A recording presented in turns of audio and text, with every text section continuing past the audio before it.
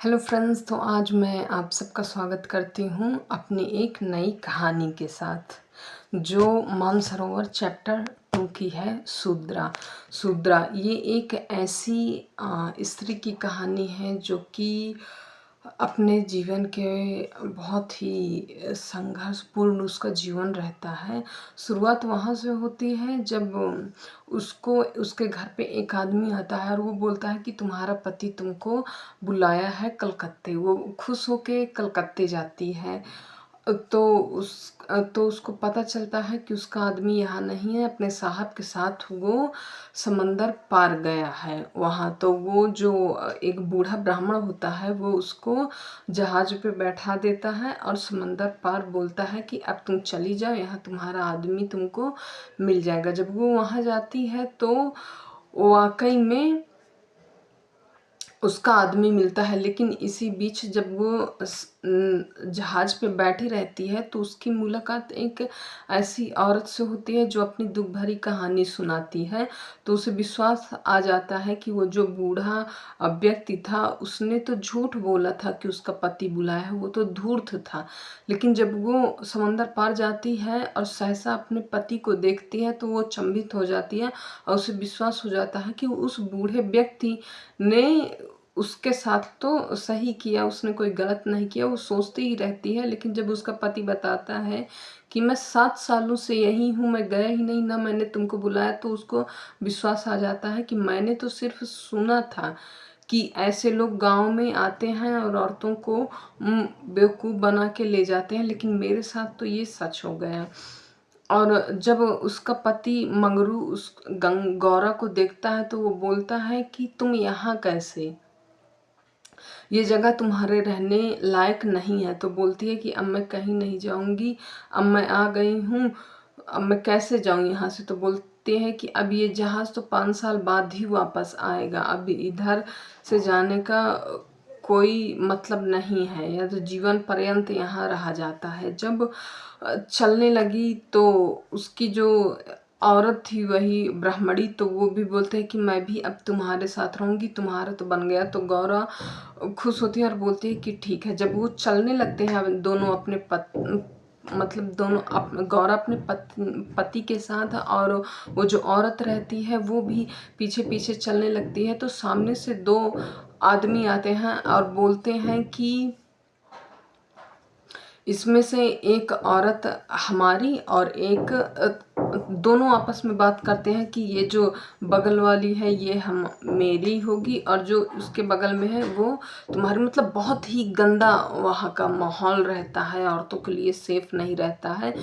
तो वो चलते चलते बड़ा अचंभित होता है कि इन दोनों को मैं कैसे रखूँगा। सहसा ये बात उसके जो एजेंट होता है वहाँ का उसको पता चल जाती है। वो मंगरू को बुलाता है और बोलता है कि हमारे यहाँ एक भी औरत नहीं है, तुम्हारे यहाँ 2-2 रखे हो तुमने अपने घर पे, उसमें से एक औरत हमको चाहिए। तो मंगरू बोलता है कि वो दोनों औरतें मेरे घर की हैं, एक मेरी पत्नी है, दूसरी मेरी बहन है, और उन दोनों औरत मैं नहीं भेज सकता। तो एजेंट बोलता है कि अगर तुम उन दोनों औरतों को में से एक नहीं भेजोगे तो तुमको मारूंगा, मैं बहुत मारूंगा। बहुत वो मिन्नतें करता है एजेंट से, पर एजेंट है कि वो मानता नहीं है और वो बहुत कोड़े बरसाता है और मंगरू को एकदम मार मार के वो बेहोश कर देता है। सहसा जब रात के अंधेरे में उसकी आवाज़ एकदम चिरमाय होती है तो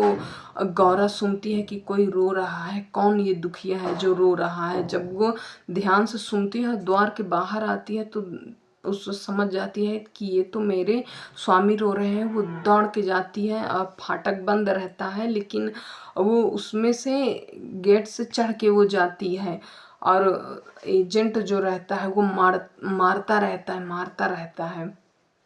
वो जाती है, उसके पैरों में गिर जाती है और बोलती है कि मेरे स्वामी को छोड़ दो। तो वो एजेंट जो होता है वो गौरा से ही बोलता है ठीक है मैं छोड़ दूंगा, लेकिन तुमको हमारे घर आना होगा। तो गौरा पहले तो वो चुप रहती है, लेकिन जब वो कोड़े बरसाता रहता है तो वो गौरा बोलती है कि हाँ ठीक है, मैं आपके साथ चलने को तैयार हूँ। तो जब गौरा जाते जाते वो ये भी सोचती रहती है कि क्या इस आदमी के घर में औरतें नहीं हैं जो ये इस तरह की मतलब सोचता है। और उधर मंगरू बेहोश होके वो गिर पड़ता है। इतने उसको हंटर लगते हैं। जब गौरा जाती है और उसके कोठरी में, तो देखती है कि एक दीवार पे फोटो रहती है जो एक किसी औरत की होती है। बालक, वो अपने गोद में एक बालक को लिए रहती है। तो और जो एजेंट होता है वो चेयर पे बैठा शराब पी रहा होता है। तो सहसा गौरव पूछती है कि ये औरत कौन है।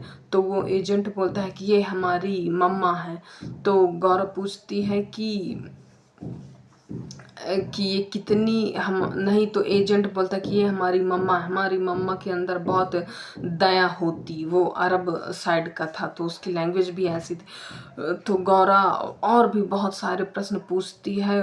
तो जब गौरा ये भूल जाती है कि वो उस एजेंट के पास है जो बहुत ही निर्दयी है, लेकिन गौरा दृढ़ संकल्प करके बोलते हैं कि अब तो मरना निश्चित ही है, तो क्यों ना अब एकदम डट के मुकाबला किया जाए। तो गौरा उससे और तर्क वितर्क करने लगती है कि क्या तुम्हारी मम्मा अगर होती तो तुम निर्दोषों पे हंटर चलाते? क्या वो स्वर्ग पे बैठी, उसको इतना सुख तुम दे रहे हो यहाँ से?